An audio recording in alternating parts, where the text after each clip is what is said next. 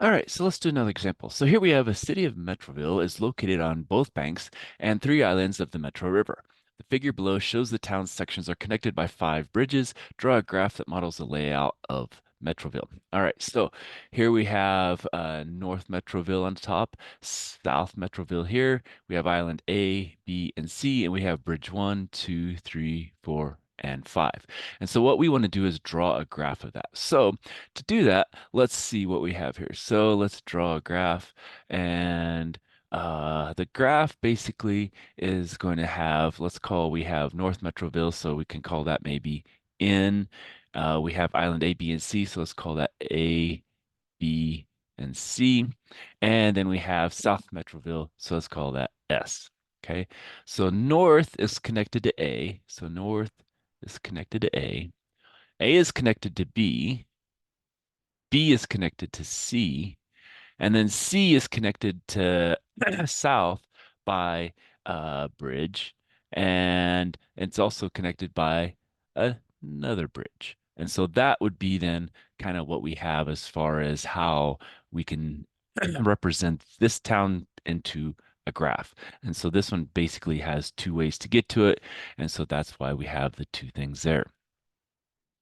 All right, so now let's do another one. So now we're going to connect the models of five neighboring states. Nicely, we know these areas since we live in this part of the region.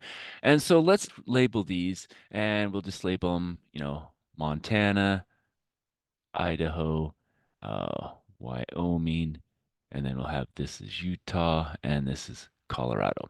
So we'll just write those out: Montana, Idaho, Wyoming, Utah, and Colorado. So Montana is connected to Idaho and Wyoming. So we'll draw a line from Idaho here and to Wyoming here.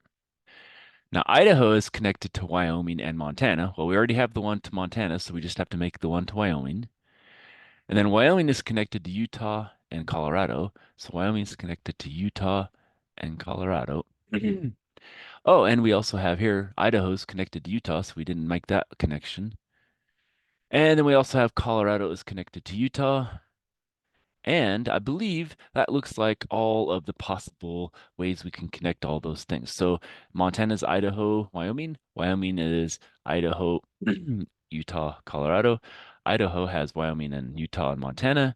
And Colorado has the Wyoming and Utah. All right, here we have a floor plan of a four-room house as shown in the figure below. The rooms are labeled A, B, C, and D.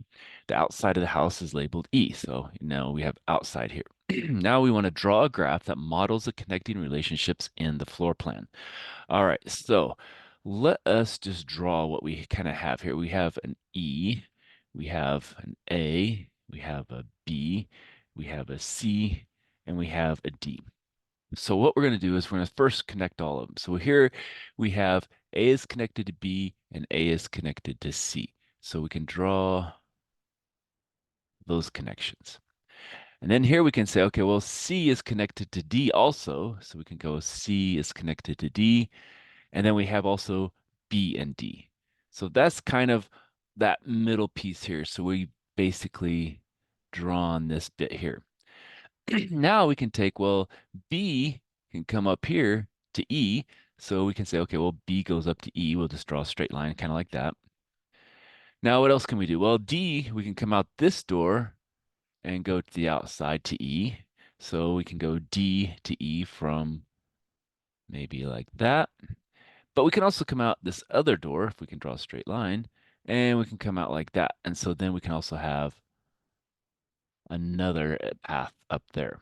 So that then would be a graph modeling all the connections here of the different rooms and to the outside as well. Okay, so sometimes we're going to have two lines drawn the same, to the same path, D going to E, but we can go two different ways, and that kind of shows those two different ways. All right, let's pause here and we'll come back for more.